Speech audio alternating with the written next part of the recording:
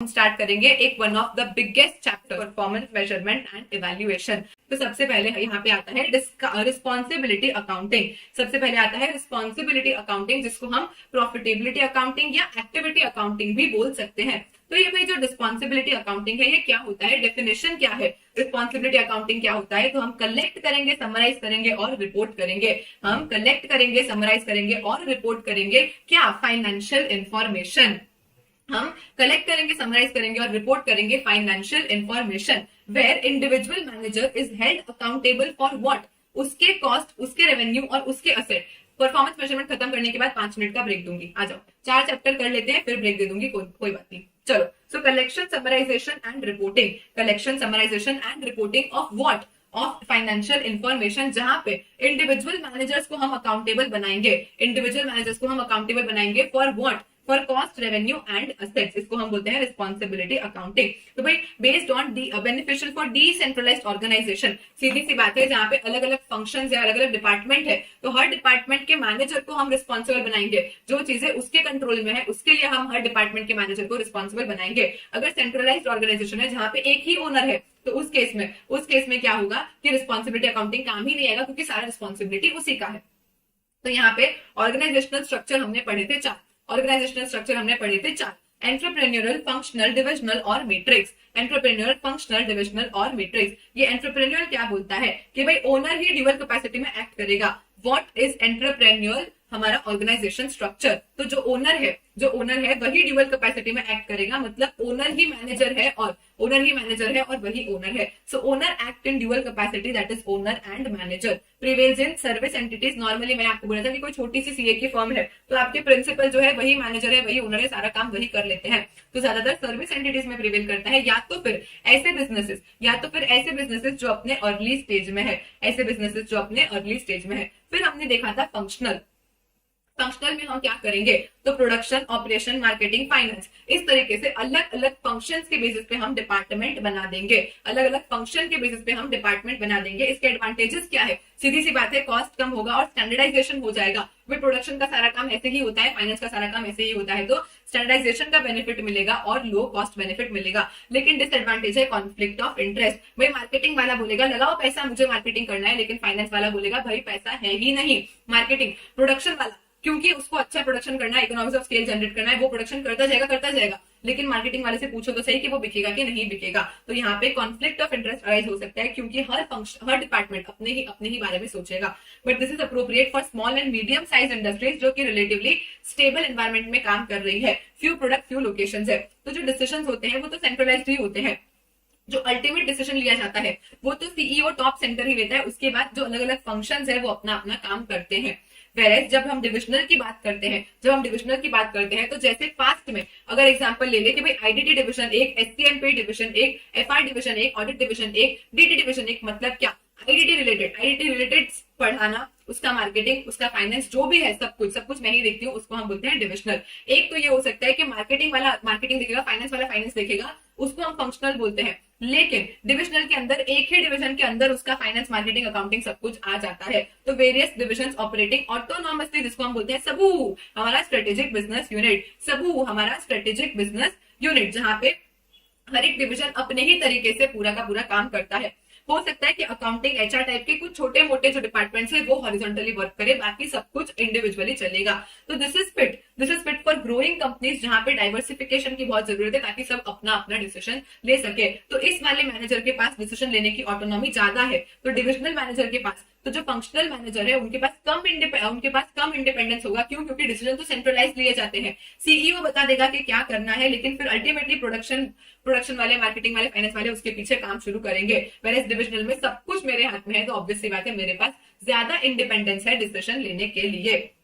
और लास्ट हमने क्या देखा, देख लिया था मैट्रिक्स क्या बोलता है, cross functional teams are formed to reap benefits of decentralisation. भाई यहाँ पे जो स्टाफ है उनको ड्यूअल रिपोर्टिंग करना पड़ता है। यहाँ पे प्रोडक्ट एक्स बनता है, यहाँ पे प्रोडक्ट वाई बनता है, 2 डिपार्टमेंट है। और इधर हमारे पास कौन है, क्रिएटिव टीम वाले बंदे हैं, लेबर वाले बंदे हैं। तो एक्स क्या करेगा, एक्स क्रिएटिव टीम से 2 जन बुला लेगा, एक्स लेबर से 2 जन बुला लेगा, और ये काम होते ही फिर से इनको वापस भेज देंगे। तो भाई ये जो वर्कर आया, इसको एक्स के डिपार्टमेंट हेड को भी अपना रिपोर्टिंग करना है और जहां से वो आया है क्रिएटिव टीम से उसको भी अपना रिपोर्टिंग करना है। तो हमको क्रॉस फंक्शनल स्किल्स का फायदा मिलता है कि हम बेस्ट लोगों को अपने प्रोजेक्ट के लिए बुला सकते हैं। लेकिन फिर से वही कॉन्फ्लिक्ट ऑफ इंटरेस्ट, एक्स और वाई दोनों को ही शुभम चाहिए, दोनों को ही प्रियंका चाहिए, तो भाई उस केस में इन दोनों की लड़ाई हो जाएगी। यहाँ पे क्रिएटिव टीम में शुभम और प्रियंका तो एक एक ही है, तो हमको रिपोर्टिंग ट्वाइस करना पड़ेगा। इसको हम क्या बोलते हैं, इसको हम मैट्रिक्स बोलते हैं। क्यों? क्योंकि ऐसा मैट्रिक्स बन जाता है कि एक्स और वाई, फिर यहाँ पे अलग अलग डिपार्टमेंट में कौन से एम्प्लॉइज कहाँ पे कितने आए हैं। ये क्या हुए हमारे ऑर्गेनाइजेशनल स्ट्रक्चर्स। उसके बाद हमने देखे थे सेंटर्स, उसके बाद हमने क्या देखे थे हमारे रिस्पॉन्सिबिलिटी सेंटर्स, जहां पे स्पेसिफिक यूनिट को हम असाइन करते हैं कि कौन सा मैनेजर किस चीज के लिए रिस्पॉन्सिबल होगा, कौन सा मैनेजर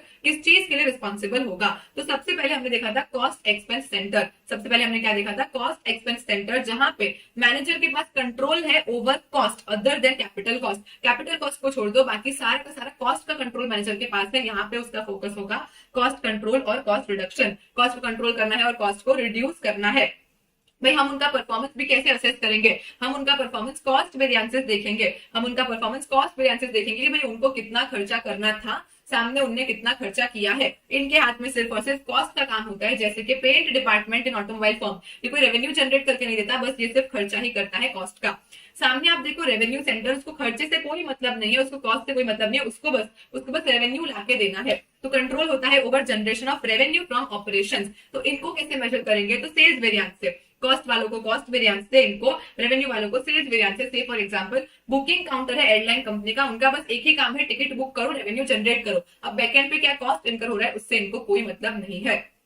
प्रॉफिट सेंटर को दोनों का ध्यान रखना है, क्योंकि प्रॉफिट कैसे बनता है, रेवेन्यू माइनस कॉस्ट। प्रॉफिट कैसे बनता है, रेवेन्यू माइनस कॉस्ट। तो भाई जो प्रॉफिट सेंटर है उसमें मैनेजर के पास रेवेन्यू पे भी कंट्रोल है और कॉस्ट पे भी कंट्रोल है। मैनेजर के पास रेवेन्यू पे भी कंट्रोल है और कॉस्ट पे भी कंट्रोल है। अल्टीमेटली हमको पूरा का पूरा प्रॉफिट बढ़ाना है, तो हम डिफरेंस, हमारा परफॉर्मेंस कैसे मेजर करेंगे, हम डिफरेंस निकाल लेंगे रेवेन्यू और कॉस्ट का। एग्जांपल ले लो कैंटीन। भाई कैंटीन में खर्चा लगता है, ऑब्वियस लगता है खाना बनाने के लिए, लेकिन सामने आप स्टूडेंट्स से फीस भी चार्ज कर लेते हो एक कॉलेज कैंटीन में, तो ये क्या हो जाएगा, ये हमारा एक प्रॉफिट सेंटर हो जाएगा।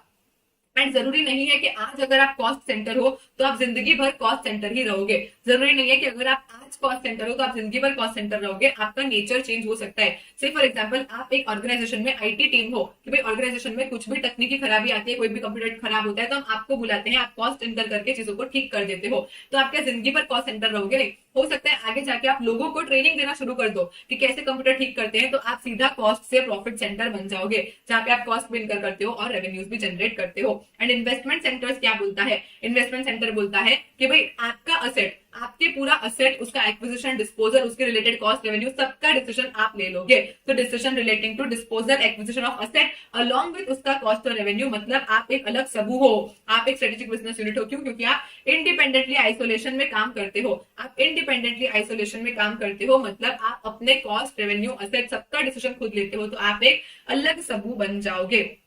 उसके बाद एग्जांपल, ठीक है, परफॉर्मेंस मैनेजमेंट सिस्टम देखा था कि भाई अगर परफॉर्मेंस मैनेजमेंट सिस्टम लगाना है तो 4 स्टेज सोल्यूशन है। ओरे पिया, क्या है हमारा परफॉर्मेंस मैनेजमेंट सिस्टम, क्या है हमारा एक 4 स्टेज सोल्यूशन है।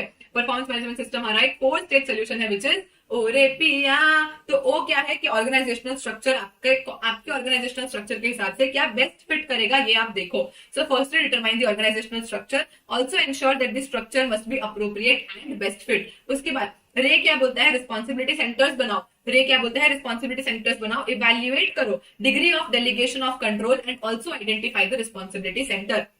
सबसे पहले ओरे पिया क्या कर रहे हैं हम, ओरे पिया, तो ओ क्या बोलता है, ओ बोलता है कि अपना ऑर्गेनाइजेशन स्ट्रक्चर डिसाइड करो और वो आपको बेस्ट फिट करना चाहिए। क्योंकि अगर आप छोटा सा एंटिटी हो तो क्या करोगे, डिविजनल ऑर्गेनाइजेशन बना के चुपचाप एंटरप्रेन्योर पे काम करो। रे बोलता है कि अब आपको क्या करना है, अलग अलग फंक्शंस को, अलग अलग डिपार्टमेंट्स को अलग अलग रिस्पॉन्सिबिलिटी सेंटर बनाना है। पी का मतलब दोनों को अपने परफॉर्मेंस मेजर्स बता दो, सबको अपने परफॉर्मेंस मेजर्स बता दो, B it financial non financial, कि हम आपकी परफॉर्मेंस को कैसे असेस करने वाले हैं। और लास्ट में आ क्या बोलता है, एक्शन, रिव्यू करो और करेक्टिव एक्शन लो, रिव्यू करो और करेक्टिव एक्शन लो। तो अगर आपको परफॉर्मेंस मैनेजमेंट सिस्टम लगाना है तो 4 स्टेज सोल्यूशन है। 4 स्टेज सोल्यूशन क्या है, ओरे पिया, सबसे पहले ऑर्गेनाइजेशन का स्ट्रक्चर डिटरमाइन करो, उसके बेसिस पे रिस्पॉन्सिबिलिटी सेंटर, फिर हर एक सेंटर को बताओ कि उनका परफॉर्मेंस कैसे मेजर किया जाएगा, और लास्ट में सब कुछ होने के बाद रिव्यू करो और करेक्टिव एक्शन ले लो। फिर अब हम डिविजनल परफॉर्मेंस मेजर्स को एनालाइज करेंगे। भाई डिवीजन बनाए हैं, डिपार्टमेंट बनाए हैं, तो सीधी सी बात है हर एक डिपार्टमेंट को अलग अलग तरीके से एनालाइज करेंगे ताकि पता चले कौन कहाँ पे कितना वीक है। तो इश्यूज क्या आ सकते हैं, इश्यूज क्या आ सकते हैं कि भाई डिविजन आपस में एक दूसरे पे डिपेंडेंट है, डिविजन आपस में एक दूसरे को प्रोडक्ट ट्रांसफर करते हैं, तो ट्रांसफर प्राइसिंग पॉलिसीज बीच में आती है, इंटरडिपेंडेंस बीच में आती है, सब अपना अपना सोचते हैं, हर एक डिपार्टमेंट अपना अपना अच्छा सोचेगा, ऑर्गेनाइजेशन का कोई सोच नहीं रहा है, तो गोल कॉन्ग्रेंस पे इफेक्ट आ सकता है जो कि शेयर्ड रिसोर्सेज है। अब एक ही एसी है, एक ही एसी है जो हर जगह पे चलता है, तो भाई कौन सा डिपार्टमेंट कितना एसी यूज कर रहा है कैसे पता चलेगा, तो शेयर्ड रिसोर्सेज को एलोकेट करने में थोड़ी दिक्कत आ सकती है। तो हम जो भी एक गुड परफॉर्मेंस मेजर रखेंगे डिवीजन के परफॉर्मेंस को एनालाइज करने के लिए, हम जो भी परफॉर्मेंस मेजर डिसाइड करेंगे वो गुड है या नहीं, उसके लिए क्या कैरेक्टरिस्टिक्स है, तो लॉन्ग टर्म बीएफ। भाई एक अच्छा परफॉर्मेंस मेजर कैसा हो, लॉन्ग टर्म बीएफ जैसा हो। एक अच्छा परफॉर्मेंस मेजर कैसा हो, तो लॉन्ग टर्म बीएफ जैसा हो। लॉन्ग टर्म क्या बोलते हैं, हम रिकॉग्नाइज करेंगे long term as well as short term objectives. ऐसा परफॉर्मेंस मेजर रखेंगे जो हमारा long term performance as well as short term profitability objective दोनों अचीव करके बताए। बी का मतलब उस मैनेजर को इंसेंटिव देंगे जिसने कंपनी के बेस्ट इंटरेस्ट में काम किया है। परफॉर्मेंस मेजर से जो इंसेंटिव निकलता है वो उस मैनेजर के लिए अच्छा निकलना चाहिए जिसने पूरी कंपनी के बेस्ट इंटरेस्ट में काम किया है। और एफ बोलता है हम उन्हीं फैक्टर्स के लिए उनको रिवॉर्ड देंगे, परफॉर्मेंस एनालाइज करेंगे जो कि उनके लिए उनके कंट्रोल में है, जिसके लिए वो अकाउंटेबल है। ऐसे ही फैक्टर्स को इंक्लूड करेंगे जिसके लिए वो अकाउंटेबल है और जो उनके कंट्रोल में है। ये क्या हो गया, लॉन्ग टर्म, कि भाई एक गुड परफॉर्मेंस मेजर, एक अच्छा परफॉर्मेंस मेजर कैसा हो, लॉन्ग टर्म बीएफ जैसा हो। अब परफॉर्मेंस मेजर्स हमने देखे थे फाइनेंशियल और नॉन फाइनेंशियल। परफॉर्मेंस मेजर्स हमने देखे थे फाइनेंशियल और नॉन फाइनेंशियल। भाई फाइनेंशियल मेजर्स क्या बोलते हैं, फाइनेंशियल मेजर्स में हम 3 पढ़ने वाले हैं, return on investment, residual income और इकोनॉमिक वैल्यू एडेड। तो सबसे पहले देखते हैं कि भाई एक सस्टेनेबल बिजनेस बनाना है, एक सस्टेनेबल बिजनेस बनाना है तो आपको प्रॉफिटेबल होना जरूरी है, सर्वाइव करना जरूरी है और ग्रो करना जरूरी है। प्रॉफिटेबिलिटी, सर्वाइवल और ग्रोथ। तो मेजर कैसे करेंगे इन चीजों को, तो सबसे पहला आएगा हमारा रिटर्न ऑन इन्वेस्टमेंट। सबसे पहले आएगा हमारा return on investment which talks about कितना आपने रिटर्न जनरेट किया है वर्सेस आपका कितना इन्वेस्टमेंट लगा था। लो, रिटर्न ऑन इन्वेस्टमेंट नाम में ही फॉर्मूला है ROI, मतलब आपने कितना कंट्रोलेबल कंट्रीब्यूशन अर्न किया है, आपने कितना कंट्रोलेबल कंट्रीब्यूशन अर्न किया है जो आपके कंट्रोल में था, वर्सेस नीचे डिवाइड क्या कर देंगे कि आपके पास कितना अवेलेबल इन्वेस्टमेंट था, तो आपको क्या मिल जाएगा, आपको ROI मिल जाएगा। लेकिन इसका एक मेजर शॉर्टकमिंग है कि ये गोल कॉन्फ्रेंस में बिलीव नहीं करता है, यानी कि सब ऑप्टिमाइजेशन होता है। एक चीज तो ये ध्यान में रखनी है कि हम सिर्फ कंट्रोलेबल कॉस्ट लेंगे, जो चीजें हमारे कंट्रोल में नहीं थी उनको हम यहाँ पे नहीं लेंगे परफॉर्मेंस असेसमेंट के लिए। और यहाँ पे देखो कंपनी का overall cost of capital in लोगों ने दे रखा है 8% है। अब डिवीजन अल्फा है तो उसका अभी average rate of return her project पे चलता है 10 और बीटा का चलता है 7%। तो उनको अब जो नया अभी उनका करंट चल रहा है 13 और 5। भाई अल्फा अभी जो भी प्रोजेक्ट्स को इनिशिएट कर रहा है, जो भी प्रोजेक्ट पे वर्क कर रहा है, उन सबका उसका प्रेजेंट ROI चल रहा है 13% और बीटा का चल रहा है 5%। अब एक नया प्रोडक्ट आया जिनको उनको असेस करना है कि ये प्रोजेक्ट लेना चाहिए नहीं लेना चाहिए, तो उसका प्रपोज रिटर्न लग रहा है 10% और यहाँ पे 7%। तो इवन दो ये 8% से ज्यादा है, कंपनी के कॉस्ट ऑफ कैपिटल से ये प्रोजेक्ट का रिटर्न ज्यादा है, इसको लेना चाहिए, कंपनी का फायदा होगा, फिर भी अल्फा तो इसको रिजेक्ट कर देगा। क्यों? क्योंकि अल्फा तो 13% पे चल रहा है, इसको लेने से इसका एवरेज ROI कम होगा। और इवन तो ये 7% है फिर भी एक्सेप्ट हो जाएगा क्योंकि उसके करंट से ज्यादा है। तो 8% तो कंपनी का कॉस्ट ऑफ कैपिटल है, फिर भी बीटा डिवीजन इसको एक्सेप्ट कर लेगा। मतलब क्या हुआ, सब ऑप्टिमाइजेशन हो गया, दोनों डिवीजन ने अपना अपना अच्छा सोचा, लेकिन कंपनी का ओवरऑल किसी ने देखा ही नहीं। तो ये जो गोल कॉन्ग्रेंस का लैक है वो सबसे मेजर शॉर्टकमिंग है ROI का। इसको ओवरकम करने के लिए हम क्या लाए, रेसिडुअल इनकम लाए। रेसिडुअल इनकम क्या बोलता है कि आप क्या करो, कंट्रोलेबल कंट्रीब्यूशन जो भी आपका डिविजनल प्रॉफिट है उसमें से आप लेस कर दो कंपनी का कॉस्ट ऑफ कैपिटल, तो आपके पास रेसिडुअल इनकम बचेगा कि भाई कंपनी का कॉस्ट ऑफ कैपिटल निकालने के बाद भी आपने कितना एडिशनल कमाया है। ये अगर आपने एडिशनल कमाया है मतलब प्रोजेक्ट एक्सेप्टेबल है, क्योंकि आप कंपनी का कॉस्ट ऑफ कैपिटल रिकवर करके दे रहे हो और उसके बाद पैसा कमा रहे हो। मतलब मैनेजर अपने own interest as well as company के बेस्ट इंटरेस्ट दोनों में एक साथ काम कर सकता है। लेकिन दिक्कत क्या है, दिक्कत यह है कि रिटर्न ऑन इन्वेस्टमेंट जो है वो एक एब्सोल्यूट मेजर है, वो एक नंबर टर्म्स में आता है, लेकिन जो ROI है वो रिलेटिव मेजर है क्योंकि वो परसेंटेज टर्म्स में आता है। तो ROI को कंपेयर करना इजी है क्योंकि परसेंटेज टर्म्स में आता है, एब्सोल्यूट वैल्यूज को हम कंपेयर नहीं कर सकते। तो ROI का ये सबसे मेजर शॉर्टकमिंग है, it is not capable of being compared, क्योंकि अलग अलग साइज होगा, अलग अलग मार्केट कंडीशंस होगा, तो हम कैसे दो नंबर्स को मेजर कर सकते हैं। उसके बाद आता है हमारा EVA, that is economic value added. उसके बाद क्या आता है हमारा EVA, that is economic value added. ये क्या बोलता है कि हमको सारे के सारे लिमिटेशंस ओवरकम करने हैं, जो भी हमने ऊपर दोनों में आरआई और आरओआई, आरआई और आरओआई दोनों में ही हमने क्या किया है, दोनों में ही हमने अकाउंटिंग प्रॉफिट को कंसिडर किया है, दोनों में ही हमने अकाउंटिंग प्रॉफिट को कंसिडर किया है इस चीज को ओवरकम करने के लिए। क्योंकि accounting capital cost of debt तो ले लेता है, जब हम पीएनएल बनाते हैं तो पीएनएल में हम इंटरेस्ट एक्सपेंस डाल देते हैं जो कि कॉस्ट ऑफ डेट है।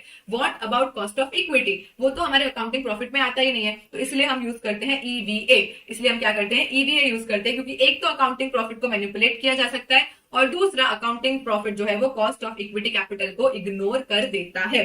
तो EVA is equal to what, EVA is equal to NOPAT minus वैट इनटू कैपिटल। ये क्या करता है, इकोनॉमिक प्रॉफिट को मेजर करता है। Net operating expense after tax लेंगे हम, net operating expense after tax लेंगे, जिसमें से हम कंपनी का जो भी कैपिटल है, मतलब debt plus equity, debt plus equity हमारा जो भी कैपिटल है उसको मल्टीप्लाई कर देंगे weighted average cost of capital से। यानी हमारा जो कैपिटल है उस पर कितना कैपिटल चार्ज लग रहा है उसको हम net operating profit after tax से माइनस करेंगे तो हमको ईवीए मिल जाएगा। लेकिन वापस से वही लिमिटेशन है कि ये एक एब्सोल्यूट मेजर है और हिस्टोरिकल डेटा पे बहुत ज्यादा बेस करता है, हिस्टोरिकल डेटा पे बहुत ज्यादा बेस करता है। भाई अगर मुझे ईवीए बढ़ाना है, अगर मुझे ईवीए बढ़ाना है तो मैं क्या कर सकती हूँ, सबसे पहली चीज आप ये कर सकते हो कि आप कैपिटल मत बढ़ाओ, जो आपके पास एग्जिस्टिंग कैपिटल है वही यूज करो, बट वो और ज्यादा एफिशिएंसी से यूज करो। मतलब कैपिटल तो सेम रहेगा, उसका चार्ज भी सेम रहेगा, लेकिन एफिशिएंटली यूज किया तो आपका नोपैट बढ़ जाएगा, मतलब आपका ईवीए बढ़ेगा। या तो फिर ऐसा करो कि नया कैपिटल लेके आओ, लेकिन नया कैपिटल जिस रेट पे लेके आओ, सपोज नया कैपिटल 8% पे लेके आए हो, तो आप उस पे जो नोपैट जनरेट करोगे, जो प्रॉफिट जनरेट करोगे, वो इससे ज्यादा पे करना, 10% पे करना। मतलब नोपैट माइनस कॉस्ट हो तो आंसर ज्यादा आना चाहिए। तो आप एडिशनल कैपिटल या तो लाओ ही मत और एग्जिस्टिंग कैपिटल को और एफिशिएंसी से यूज करो, या तो फिर आप क्या करो, एडिशनल कैपिटल लेके आओ, लेकिन जिस कॉस्ट पे लेके आओगे उस कॉस्ट से ज्यादा आप उस पर रिटर्न जनरेट करने की कोशिश करो। और थर्ड पॉइंट क्या है कि आप चर्न आउट कर दो, जो कैपिटल आपके काम का नहीं है उस कैपिटल को आप हटा दो ताकि उसका कॉस्ट भी यहां से हट जाए। ऐसा कैपिटल जिसका कॉस्ट ज्यादा लग रहा है, सामने बेनिफिट्स नहीं आ रहे, उसको आप क्या करो, चर्न आउट ही कर दो। यहाँ पे एक एग्जाम्पल भी दे रखा है, आप खुद से करोगे आपको समझ में आ जाएगा। उसके बाद हमारे तीनों फाइनेंशियल मेजर्स खत्म हुए, हमारे तीनों फाइनेंशियल मेजर्स खत्म हुए। Now coming to non financial measures, तो हमको 5 नॉन फाइनेंशियल मेजर्स पढ़ने हैं। कौन से हैं हमारे 5 नॉन फाइनेंशियल मेजर? तो सबसे पहला आ जाएगा बैलेंस स्कोर कार्ड।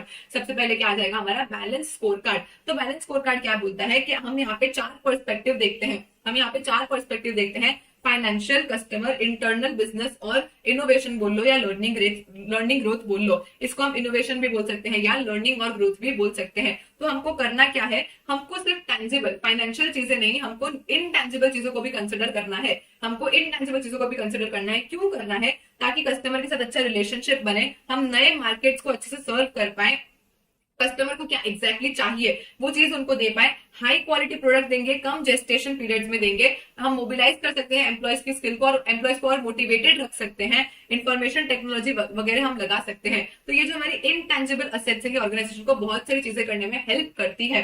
तो कपलन और नॉर्टन ने हमको दिया है 4 बिजनेस पर्सपेक्टिव। 4 business perspective. सबसे पहला फाइनेंशियल पर्सपेक्टिव, हम हमारे शेयर होल्डर्स को कैसे देखते हैं, how do we look to our shareholders, हम हमारे शेयर होल्डर्स को कैसे देखते हैं, दैट इज फाइनेंशियल पर्सपेक्टिव। कि भाई बिजनेस फाइनेंस टर्म्स पे क्या चाहता है, तो provide definite performance that was expected and provide a focus for objectives और अप्रोप्रिएट मेजर्स। पैसा होगा तो बाकी सब होगा, पैसा होगा तो आप कस्टमर, इनोवेशन, इंटरनल सब कुछ कर पाओगे।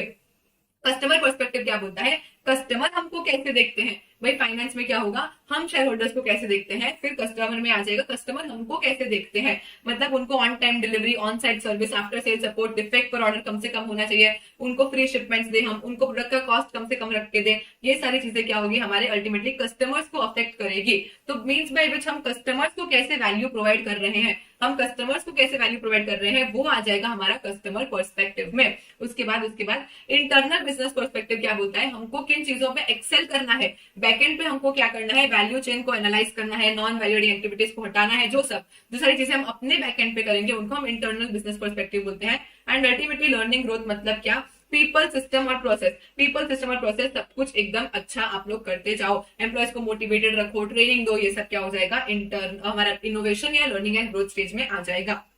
नाउ बैलेंस स्कोर कार्ड कई बार फेल हो जाता है। बैलेंस स्कोर कार्ड कई बार फेल हो जाता है, क्यों? क्योंकि मैनेजर्स को ऐसा लगता है कि क्योंकि हम नॉन फाइनेंशियल मेजर्स कुछ यूज कर रहे हैं, मतलब हमने balance score card already use कर लिया है, जबकि ऐसा होता नहीं है। हमको प्रॉपर रिसोर्सेज डिप्लॉय करके और इन 4 पर्सपेक्टिव्स में हमको क्या करना पड़ता है, पूरी चीजों को ब्रेक करना पड़ता है। और ये ऐसी चीज है जो टॉप लेवल को मैनेजर को खुद करना पड़ेगा, सीनियर एग्जीक्यूटिव को खुद करना पड़ेगा, किसी को डेलीगेट कर देने से काम नहीं होगा, क्योंकि ये सिर्फ कोई रिपोर्टिंग वाला काम नहीं है। बैलेंस स्कोर कार्ड को आजकल रिपोर्टिंग की तरह देखने लगे कि बस स्कोर कार्ड बनाओ और दे दो, भाई ये कोई रिपोर्टिंग वाला काम नहीं है। आपको प्रॉपर बैठना पड़ेगा और उस पर एनालिसिस करना पड़ेगा। और यहाँ पे क्या है कि हम बेस्ट लोगों को सिर्फ कॉपी करने की कोशिश करते हैं। मैनेजर्स क्या करते हैं, जो बेस्ट कंपनी से उनकी कॉपी करने की कोशिश करते हैं, जो काम नहीं करेगा आपको अपने ओन सूटेड अपने एनवायरमेंट के हिसाब से फंक्शंस को डेवलप करना पड़ेगा।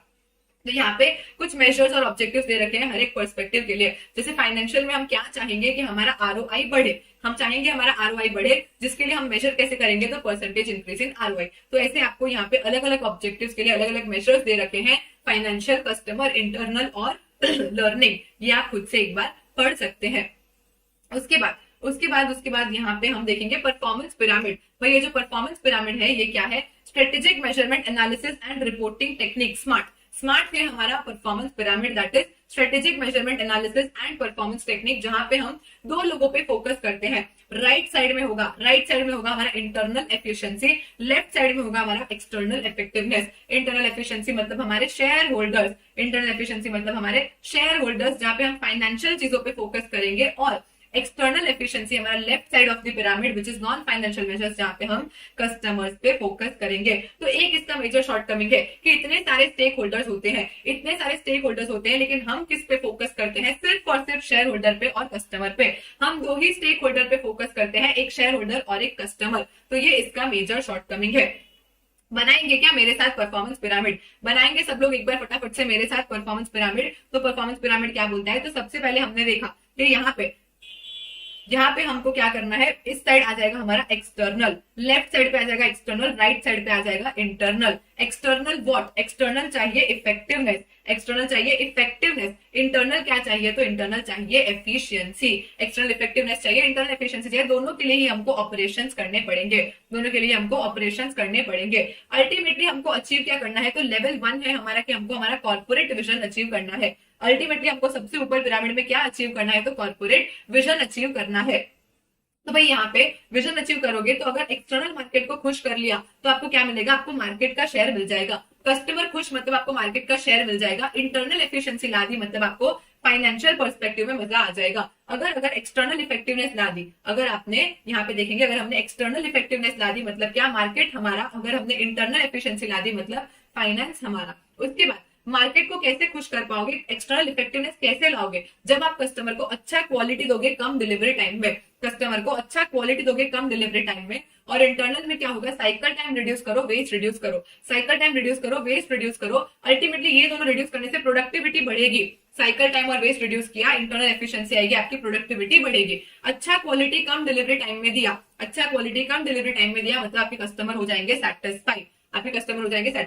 फ्लेक्सिबिलिटी एक कॉमन पॉइंट है जो हमको दोनों में ही चाहिए कि अगर कोई भी चीज चेंज होती है, कोई सर्कमस्टेंसेस चेंज होते हैं, तो हमको फ्लेक्सिबल रहना है। क्वालिटी दिया, डिलीवरी दिया, कस्टमर सेटिस्फाइड मतलब मार्केट हमारा। साइकिल टाइम कम किया, वेस्ट कम किया, प्रोडक्टिविटी बढ़ाई मतलब फाइनेंस हमारा। तो यहाँ पे अगर हम देखें जगह ही नहीं है, चलो समझ गए हम लोग कि क्वालिटी डिलीवरी, साइकिल टाइम और वेस्ट, जिससे प्रोडक्टिविटी, कस्टमर सेटिस्फैक्शन और अल्टीमेटली हमको फ्लेक्सिबल रहना है। यहाँ पे हमारे जो मेजर्स है वो नीचे से ऊपर फ्लो करेंगे और जो हमारे ऑब्जेक्टिव्स है वो ऊपर से नीचे फ्लो करेंगे। तो 4 लेवल होते हैं हमारे परफॉर्मेंस पिरामिड में। हम फोकस किस पे करते हैं, सिर्फ और सिर्फ एक्सटर्नल कस्टमर और इंटरनल शेयर होल्डर्स पे, और किसी भी स्टेक होल्डर पे हमारा ध्यान नहीं है इन परफॉर्मेंस पिरामिड। भाई लेवल 1 क्या है हमारा, कॉर्पोरेट विजन की ऑर्गेनाइजेशन क्या अचीव करना चाहती है, क्या वो चाहती है लॉन्ग टर्म में। L2 बोलता है कि इनिशियल फोकस हम रखेंगे हमारे क्रिटिकल सक्सेस फैक्टर्स पे कि फाइनेंस और मार्केट में हमको क्या क्या चाहिए। अचीव करेंगे स्ट्रेटेजिक ऑब्जेक्टिव्स मतलब क्या, कस्टमर को सेटिस्फाई करेंगे, प्रोडक्टिविटी बढ़ाएंगे, फ्लेक्सिबिलिटी रखेंगे, और यहाँ पे हर एक स्ट्रेटेजिक ऑब्जेक्टिव का स्टेटस चेक करते जाएंगे कि भाई क्वालिटी कैसा, डिलीवरी कैसा, साइकिल टाइम कैसा, वेस्ट कितना हुआ, ऑपरेशन सबके लिए करना पड़ेगा, एक्सटर्नल इफेक्टिवनेस और इंटरनल एफिशिएंसी। ये क्या है हमारा परफॉर्मेंस पिरामिड। फिर हमने देखा था बिल्डिंग ब्लॉक मॉडल, जो कि सर्विस इंडस्ट्रीज के लिए यूज होता है हमारा fits-Gerald and moon model. Service industries के लिए यूज होता है हमारा फिट्स-गेराल्ड एंड मून मॉडल। जिसमें मैंने RSD किया था, हमने रिजल्ट, स्टैंडर्ड और डायमेंशन, रिजल्ट, स्टैंडर्ड और डायमेंशन। तो भाई स्टैंडर्ड क्या बोलते हैं, स्टैंडर्ड्स को हम मेजर्स भी बोलते हैं, स्टैंडर्ड्स को हम मेजर्स भी बोलते हैं। जैसे ही ऑडिट में स्टैंडर्ड पढ़ने की बात आती है, जैसे ही ऑडिट में स्टैंडर्ड पढ़ने की बात आती है, आप सब भूल जाते हो, आपको एईओ हो जाता है, एईओ क्या पढ़ा था, एईओ कुछ समझ ही नहीं आता है। तो एईओ ईएओ क्या है, ईएओ क्या है, हमारे standards, that is equity, achievable और ओनरशिप। इक्विटी, अचीवेबल और ओनरशिप, आप जो स्टैंडर्ड सेट कर रहे हो, जो मेजर्स रख रहे हो, वो इक्विटी रखना मतलब सबके लिए इक्वली चैलेंजिंग, सबके लिए इक्वली चैलेंजिंग, कोई अनफेयर ट्रीटमेंट नहीं होना चाहिए। स्टैंडर्ड क्या होगा, स्टैंडर्ड अचीवेबल होना चाहिए, मतलब रियलिस्टिक होना चाहिए। As I said, 65 to 70 marks के बीच में आपको लाने हैं, एक रियलिस्टिक अचीवेबल टारगेट दिया, 100 बोल दूं तो वो रियलिस्टिक भी नहीं है। ओनरशिप क्या बोलता है, एक्सेप्टेबल टू एवरीवन, ऐसा स्टैंडर्ड रखो, ऐसा स्टैंडर्ड रखो जिसका सब ओनरशिप ले, सबको वो एक्सेप्टेबल हो, सब उसकी रिस्पॉन्सिबिलिटी ले कि हाँ हम ये अचीव करके देंगे। तो भाई आपका जो स्टैंडर्ड है, आपका जो मेजर है वो क्या है, जैसे ही ऑडिट में स्टैंडर्ड की बात आती है, जैसे ही ऑडिट में स्टैंडर्ड की बात आती है, आपका ईओ निकल जाता है, आपको कुछ समझ में नहीं आता है। So what it is, equity, achievable और ओनरशिप। उसके बाद डायमेंशंस क्या बोलते हैं, डायमेंशंस बोलते हैं कि रिजल्ट कैसे मिलेंगे, कौन सी दो चीज में रिजल्ट चाहिए हमको, फाइनेंशियल परफॉर्मेंस मस्त होना चाहिए, फाइनेंशियल परफॉर्मेंस मस्त होना चाहिए, और हमारे जो कॉम्पिटिटर्स है उनके कंपैरिजन में हमारा कंपैरेटिव परफॉर्मेंस कैसा है। तो रिजल्ट कैसे मिलेगा, जब आप फाइनेंशियल परफॉर्मेंस अच्छा करते हो और वो आपके कॉम्पिटिटर से भी अच्छा होना चाहिए। तो ये रिजल्ट मिला या नहीं, ये रिजल्ट मिला या नहीं, कैसे मिलेगा, उसके डिटर्मिनेंट्स क्या है, उसके डिटर्मिनेंट्स क्या है, तो फिर क्यों फासला मैं यहाँ और तुम वहां, ये डिटर्मिनेंट्स क्या बोलेंगे कि आपने रिद्धि से पढ़ा है, आपने रिद्धि से पढ़ा है, तो फिर क्यों डरना, फिर क्यों डरना, आपको रिजल्ट तो मिलेगा ही। डिटर्मिनेंट क्या बोलता है, आपने रिद्धि से पढ़ा है तो फिर क्यों डरना, फिर क्यों डरना, आपको रिजल्ट तो मिलेगा ही। तो फिर क्यों क्या है, हमको फ्लेक्सिबिलिटी चाहिए, हमको इनोवेशन चाहिए, रिसोर्स यूटिलाइजेशन प्रॉपर होना चाहिए और क्वालिटी होनी चाहिए। अगर ये चारों चीजें हैं तो फिर क्यों डरना, आपको रिजल्ट लाने से कोई नहीं रोक सकता है। तो फ्लेक्सिबिलिटी, क्वालिटी, इनोवेशन और रिसोर्स यूटिलाइजेशन। हमारे Fitzgerald and moon model, building block model में पहला हमने देख लिया स्टैंडर्ड्स, जिनको हम मेजर्स बोलते हैं, that is EAO, equity, achievable, ownership. फिर हमने डायमेंशन, गोल्स देखे, जिसमें रिजल्ट और डिटर्मिनेंट। रिजल्ट बोलता है फाइनेंशियल परफॉर्मेंस और कॉम्पिटिटर के साथ कैसा परफॉर्मेंस है। डिटर्मिनेंट क्या बोलते हैं कि भाई फिर क्यों फासला, अगर ये चार डिटर्मिनेंट है तो रिजल्ट को यहाँ आना ही पड़ेगा, that is flexibility, quality, innovation और रिसोर्स यूटिलाइजेशन। रिवॉर्ड क्या बोलते हैं, रिवॉर्ड मोटिवेटिंग होने चाहिए, रिवॉर्ड मोटिवेटिंग होने चाहिए। ऐसा नहीं कि अगर आप ये पूरा प्रोजेक्ट खत्म कर दोगे तो आपको एक मिठाई का डब्बा मिलेगा, हट उससे तो मोटिवेशन भी नहीं आया, हमको तो क्या चाहिए, एक दुबई ट्रिप चाहिए। तो भाई ऐसा स्कीम सेटअप करो कि एम्प्लॉइज मोटिवेटेड तो फील करे कि उनको अच्छा रिवॉर्ड मिलने वाला है। पहले से क्लियर बता दो कि आपको ही दुबई भेजेंगे, बच्चा भी नहीं लेके मत आना। तो रिवॉर्ड स्कीम्स एकदम क्लियरली कम्युनिकेट कर दो एडवांस में ही, और कंट्रोलेबिलिटी, उन्हीं चीज के लिए उनको रिवॉर्ड देंगे, उन्हीं चीज के लिए उनको पेनलाइज करेंगे जो कि उनके हाथ में है, उनके कंट्रोल में है। तो रिवॉर्ड हम उसी चीज के लिए देंगे, पेनल्टी हम उसी चीज के लिए देंगे जो चीजें उनके हाथ में है। ये हुआ हमारा Fitzgerald and moon building block model, जिसमें स्टैंडर्ड डायमेंशन और रिवॉर्ड है, स्टैंडर्ड डायमेंशन और रिवॉर्ड है। स्टैंडर्ड आते ही हमारा ईओ निकल जाता है, दैट इज इक्विटी, अचीवेबल और ओनरशिप। डिटर्मिनेंट्स क्या बोलते हैं, रिजल्ट और डायमेंशन। रिजल्ट में फाइनेंशियली अच्छा परफॉर्म करो और कॉम्पिटिटर से अच्छा परफॉर्म करो। डिटर्मिनेंट्स बोलते हैं फिर क्यों फासला, that is flexibility, quality, innovation और रिसोर्स यूटिलाइजेशन। रिवॉर्ड होने चाहिए एकदम मोटिवेटिंग, क्लियर और जिसमें हमारा कंट्रोल है, उन्हीं चीज के लिए हम रिवॉर्ड देंगे। परफॉर्मेंस प्रिज्म क्या बोलता है कि भाई जो परफॉर्मेंस पिरामिड का प्रॉब्लम था, जहां पे हम सिर्फ कस्टमर और शेयर होल्डर दो ही लोगों पे फोकस करते थे, उसको ओवरकम किया परफॉर्मेंस प्रिज्म ने, जहां पे हम क्या कर सकते हैं, एक्सटर्नल एनवायरनमेंट के सारे रिस्क अपॉर्चुनिटीज को और अच्छे से हम रिस्पॉन्ड कर पाएंगे। क्यों, क्योंकि हम सारे स्टेक होल्डर पे, ऑल स्टेक होल्डर के रिक्वायरमेंट पे ध्यान देते हैं, हम लोग ऑल स्टेक होल्डर के रिक्वायरमेंट पे ध्यान देते हैं। तो भाई यहाँ पे सबसे पहला पॉइंट क्या है, स्टेक होल्डर सेटिस्फैक्शन। कौन हमारे स्टेक होल्डर है, कौन हमारे स्टेक होल्डर है, उनको क्या चाहिए, कौन हमारे स्टेक होल्डर है, उनको क्या चाहिए, कैश चाहिए, तुझे कैश चाहिए। तो भाई जो हमारे कस्टमर सेटिस्फेक्शन है, उनको हमारे जो स्टेक होल्डर्स है, हमारे जो स्टेक होल्डर्स है वो कौन है और उनको क्या चाहिए।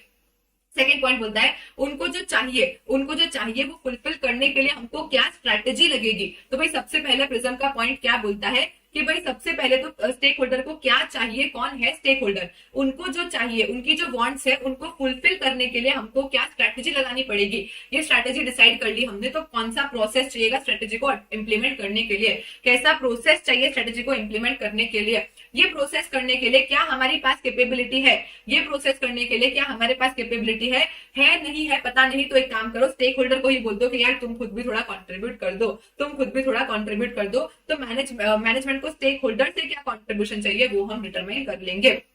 तो परफॉर्मेंस प्रिज्म के 5 पॉइंट क्या बोलते हैं। सबसे पहले तो कौन है स्टेक होल्डर, कौन है स्टेक होल्डर, क्या चाहिए तुझे, क्या चाहिए, पूछो अपने स्टेक होल्डर को, भाई उसने बता दिया क्या चाहिए, तो उसको देने के लिए क्या स्ट्रैटेजी लगेगी, स्ट्रैटेजी को इंप्लीमेंट करने के लिए क्या प्रोसेसेस चाहिए, प्रोसेस के लिए क्या हमारे पास कैपेबिलिटी है, और लास्ट में हम क्या बोलेंगे, भाई मुझसे तो ना हो पा रहा, एक काम कर स्टेक होल्डर आप ही थोड़ा सा कंट्रीब्यूट कर दो। आ गए हैं हम लास्ट नॉन फाइनेंशियल मेजर पे। लास्ट नॉन फाइनेंशियल मेजर क्या है हमारा, triple bottom line. Last non financial measure क्या है, ट्रिपल बॉटम लाइन, जो ऐसा बोलता है हमको सस्टेनेबल डेवलपमेंट अचीव करना है। ट्रिपल बॉटम लाइन जो ऐसा बोलता है कि हमको सस्टेनेबल डेवलपमेंट अचीव करना है। तो ट्रिपल बॉटम लाइन के 3 फैसेट्स क्या है, प्लैनेट, पीपल और प्रॉफिट। प्लैनेट, पीपल और प्रॉफिट। प्लैनेट मतलब एनवायरमेंटल बॉटम लाइन, पीपल मतलब सोशल इक्विटी बॉटम लाइन, और प्रॉफिट मतलब इकोनॉमिक बॉटम लाइन। कि भाई आप जो भी करते हो उसमें एनवायरमेंट, लोग और प्रॉफिट तीनों को ध्यान में रख के करेंगे, that is triple bottom line. अगर आपके पास सोशल है, पीपल है और एनवायरमेंट है, पीपल है और एनवायरमेंट है, आपके पास प्रॉफिट नहीं है, पीपल है, एनवायरमेंट है, प्रॉफिट नहीं है, आप कोई एनजीओ टाइप के हो, मतलब आप क्या हो, आप बेरेबल हो, आप वेरिएबल हो। अब आपके पास पीपल है और प्रॉफिट भी है, पीपल है और प्रॉफिट भी है, लेकिन एनवायरमेंट नहीं है। फॉर एग्जांपल प्लास्टिक है जिसमें लोगों को प्लास्टिक चाहिए, ठीक है, कोई प्रॉब्लम नहीं है, आपको प्रॉफिट भी जनरेट हो रहा है, लेकिन आप प्लैनेट को डिस्ट्रॉय कर रहे हो, आप एनवायरमेंट को ध्यान में नहीं रख रहे हो, इसको हम बोल देते हैं इक्विटेबल।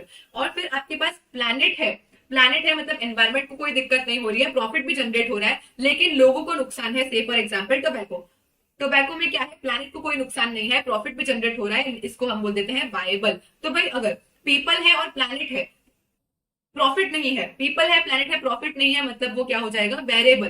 पीपल है, प्रॉफिट है, लेकिन प्लैनेट नहीं है, मतलब इक्विटेबल। और फिर लास्ट में प्लैनेट है, प्रॉफिट है, लेकिन पीपल नहीं है, मतलब वायबल। और सब कुछ है, तीनों मिल जाते हैं तो हम क्या बना देंगे, सस्टेनेबल। और हमारा एम क्या है, हमको ultimately triple bottom line use करके और हमारी चीजों को क्या करना है, हमारे डेवलपमेंट को क्या करना है, सस्टेनेबल बनाना है।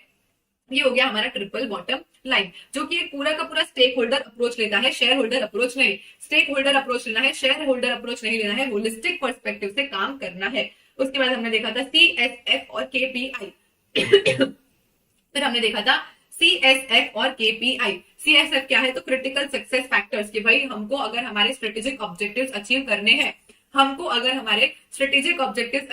हैं, तो उसके लिए क्या क्रिटिकल सक्सेस फैक्टर है कि भैया ये तो होना ही चाहिए, उसको हम बोलते हैं क्रिटिकल सक्सेस फैक्टर, दैट है vital for attainment of objective.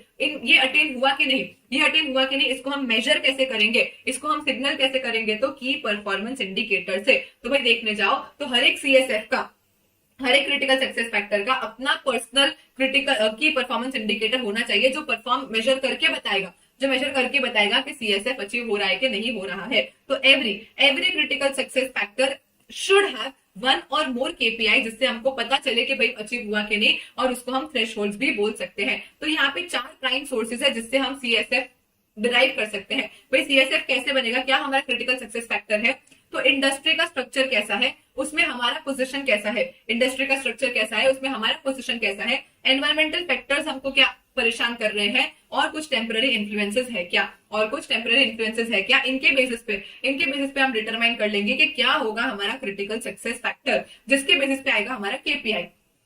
KPI क्या होना चाहिए, स्मार्ट। मतलब जो भी परफॉर्मेंस मेजर यूज कर रहे हो, जो आपका क्रिटिकल सक्सेस फैक्टर का मेजरमेंट बताएगा, थ्रेशोल्ड बनेगा, वो होना चाहिए स्पेसिफिक, मेजरेबल, अटेनेबल, रेलेवेंट और time bound. Not going into details now, class में डिस्कस कर लिया है। तो यहाँ पे हमारा जो KPI है वो क्या होना चाहिए, स्मार्ट होना चाहिए। हमारा KPI क्या होना चाहिए, स्मार्ट होना चाहिए, मतलब स्पेसिफिक, मेजरेबल, अटेनेबल, रेलेवेंट और टाइम बाउंड KPI होना चाहिए। उसके बाद हमने देखा था बेंचमार्किंग स्कीम्स। भाई बेंचमार्किंग स्कीम इतना ज्यादा रिलेवेंट नहीं है, निकल गया है, लेकिन हम इसको पढ़ेंगे क्यों, क्योंकि कॉस्ट मैनेजमेंट टेक्निक में थोड़ा सा काम आता है। तो बेंचमार्किंग स्कीम क्या बोलता है, हमको लीडरशिप अटेन करना है क्वालिटी से। जेरोक्स का इसमें पूरा केस स्टडी मॉड्यूल में दे रखा था। तो भाई यहाँ पे हमको लीडरशिप अचीव करना है क्वालिटी से, मतलब हम अपने आप को बेंचमार्क करेंगे, हम अपने आप को बेंचमार्क करेंगे अपने ही परफॉर्मेंसेस से और इंडस्ट्री में क्या बेस्ट प्रैक्टिसेस चल रही है, नॉट बेस्ट परफॉर्मेंस। परफॉर्मेंस तो एक बार होके खत्म हो जाएगा, बेस्ट प्रैक्टिसेस देखो और कंटिन्यूअसली इंप्रूव करते जाओ, बेंचमार्किंग करते जाओ और आप लीडर बन जाओ, बेस्ट क्वालिटी अचीव करते जाओ।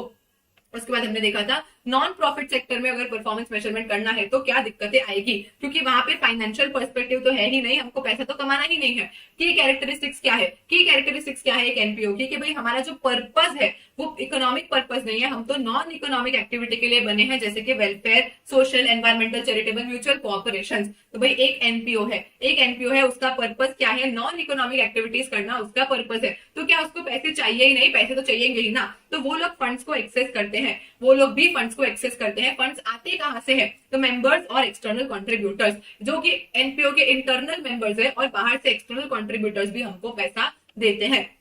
उसके बाद वेल्थ क्रिएशन नहीं करना है, क्योंकि प्रॉफिट जनरेट करना नहीं है, शेयर होल्डर्स है नहीं, तो उनके लिए वेल्थ क्रिएट करना ये हमारा ऑब्जेक्टिव नहीं है। लेकिन जिन्होंने हमको पैसा दिया है, जिन्होंने हमको पैसा दिया है उनका हम पे ट्रस्ट है, एक फिड्यूशियरी रिलेशनशिप है जिसपे हमको खरा उतरना है। भाई उन्होंने जिस चीज के लिए पैसा दिया है उस चीज के लिए हम उसको यूटिलाइज करेंगे। तो since getting funds from members और contributors rather than share holders, हमको किसी शेयर होल्डर्स के लिए वेल्थ जनरेट नहीं करना है, लेकिन हमको करना क्या है, जो एक ट्रस्ट का फिड्यूशियरी रिलेशनशिप बना है उस पर हमको खरा उतरना है। और गलती से प्रॉफिट हो जाता है, भाई हमने नहीं सोचा था, हमको प्रॉफिट नहीं चाहिए, फिर भी अगर प्रॉफिट हो जाता है तो सरप्लस को बांटना नहीं है, सरप्लस को बांटना नहीं है, हमको करना क्या है, ये हमारे कॉर्पस का ही पार्ट बन जाएगा, जो हमारे जो ऑब्जेक्टिव्स अचीव करने हैं उन्हीं के अटेनमेंट के लिए काम आ जाएगा। तो एनपीओ के की कैरेक्टरिस्टिक्स क्या है, एनपीओ के की कैरेक्टरिस्टिक्स क्या है कि भाई हमारा जो पर्पस है वो नॉन इकोनॉमिक है, पैसा तो हमको भी चाहिए, कहां से आएगा, इंटरनल और एक्सटर्नल कंट्रीब्यूटर्स से पैसा आएगा, जिनके साथ हमारे एक ट्रस्ट का फिड्यूशियरी रिलेशनशिप बनता है। वेल्थ क्रिएशन नहीं करना, लेकिन इनका भरोसा नहीं तोड़ेंगे, किसी को लाइफ में ट्रस्ट इश्यूज नहीं देंगे, और अगर गलती से कोई प्रॉफिट हो जाता है तो उसको बांट नहीं देना है, वो कॉर्पस का ही पार्ट बन जाएगा।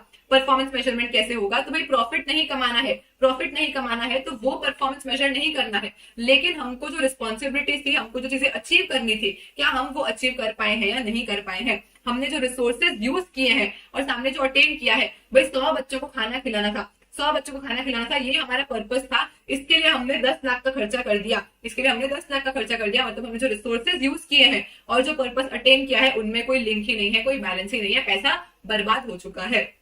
तो चैलेंजेस क्या आते हैं, भाई हम कुछ वेलफेयर करते हैं, हम सपोज विमेन एम्पावरमेंट पे काम करते हैं, तो कितनी विमेन एम्पावर हुई, क्या हुआ, उसको क्वांटिफाई करना बहुत मुश्किल है, तो कॉस्ट बेनिफिट को क्वांटिफाई करना थोड़ा सा डिफिकल्ट है, ये इशू आता है। इसका वे आउट क्या है, एक काम करो, ट्रेड ऑफ देखो, अपॉर्चुनिटी कॉस्ट देखो, ऐसा कुछ और यूज करके और इसको मेजर करने की कोशिश करो। नॉर्मली ये सारे एनपीओ वाले काम करना, ये सारे एनपीओ वाले काम करना, सोसाइटी को अपलिफ्ट करना, ये सारे काम तो गवर्नमेंट के होते हैं, स्टेट के होते हैं, गवर्नमेंट खुद कई बार एनजीओ को ग्रांट वगैरह दे देती है, तो ये एक्सटर्नल फैक्टर है जो हमारे कंट्रोल के बियॉन्ड है, क्योंकि अगर गवर्नमेंट ने बहुत अच्छा काम कर दिया, गवर्नमेंट ने आज एजुकेशन सबके लिए फ्री कर दिया, तो भाई एनजीओ को उसके लिए काम करने की जरूरत भी नहीं पड़ेगी। तो ये एक्सटर्नल फैक्टर हमारे हाथ में नहीं है। हम बेस्ट क्या कर सकते हैं, हम बेस्ट क्या कर सकते हैं, हम अच्छा फोरकास्ट कर सकते हैं कि भाई कौन सी गवर्नमेंट पावर में आई है, वो कैसे बिहेव करेगी, हम फोरकास्टिंग के बेसिस पे काम कर सकते हैं। कई बार एनजीओ में डाइवर्स टाइप के स्टेक होल्डर्स इन्वॉल्व होते हैं और सबके अलग अलग ऑब्जेक्टिव्स होते हैं, मनी किसी का ऑब्जेक्टिव नहीं है। एक फाइनेंशियल ऑर्गेनाइजेशन में कोई दिक्कत नहीं है, क्योंकि सबको पैसा चाहिए, सब पैसों के लिए आए हैं, लेकिन यहाँ पे सब अलग अलग चीज के लिए आए हैं, तो हमारे पास मल्टीपल ऑब्जेक्टिव्स हो जाएंगे। तो वे आउट क्या होगा, प्रायोरिटाइज करो कि भाई इंपॉर्टेंस और अर्जेंसी, यूटिलिटी और टाइम के हिसाब से क्या फर्स्ट होना चाहिए, उसको हम पहले अचीव करेंगे। फंड्स का यूटिलिटी मेजर करना है, क्योंकि यहाँ पे अपना पैसा नहीं है, प्रॉफिट इन्वॉल्व नहीं है, तो अंधाधुंध खर्चा नहीं करना है, कौन से फंड्स कितने यूटिलाइज हो रहे हैं, प्रॉपर यूटिलाइज हुए कि नहीं हुए हैं, इसको हम कैसे देखेंगे, इसको हम देखेंगे वैल्यू फॉर मनी फ्रेमवर्क से, इसको हम देखेंगे वैल्यू फॉर मनी फ्रेमवर्क से, जो बात करता है 5 ई की। पहले 3 ई हुआ करते थे जिसमें बाद में 2 और जुड़ गए, पहले 3 ई हुआ करते थे जिसमें बाद में 2 और जुड़ गए, जिसको हम बोलते हैं वैल्यू फॉर मनी फ्रेमवर्क।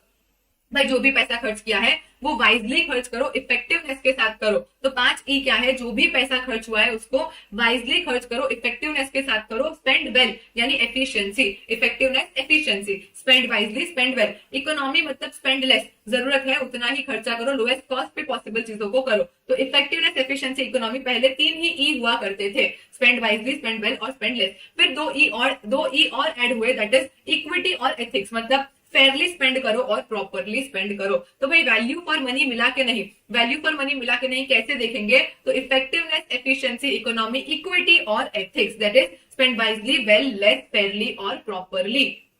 उसके बाद हमने देखा था adapted balance score card by Kaplan. बिल्कुल जो बैलेंस स्कोर कार्ड हमने पढ़ा है, यानी फाइनेंशियल, कस्टमर, इंटरनल और इनोवेशन, वही 4 पॉइंट है। बस इसमें करना क्या है, कस्टमर ऊपर आ जाएगा, फाइनेंस नीचे आ जाएगा। हमारा नॉर्मल बैलेंस स्कोर कार्ड क्या बोलता है, फाइनेंशियल, कस्टमर, इंटरनल और इनोवेशन। कपलन का अडेप्टेड बैलेंस स्कोर कार्ड क्या बोलता है, कस्टमर, फाइनेंशियल, इंटरनल और इनोवेशन। बाकी एज सच बिल्कुल एकदम सेम टू सेम है। उसके अलावा हमने देखा था कि परफॉर्मेंस रिपोर्ट की क्या जरूरत है।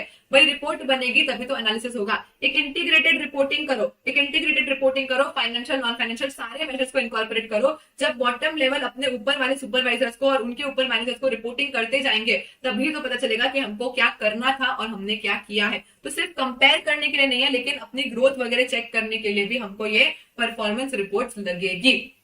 चलो, done with performance measurement and evaluation.